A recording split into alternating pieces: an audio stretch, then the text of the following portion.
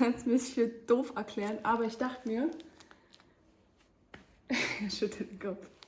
Junge, wenn wir uns hier verletzen und richtig bluten, haben wir nichts hier und müssten erstmal zum Auto laufen, zum Erste-Hilfe-Kasten, damit wir irgendeine also eine Wunde stillen können.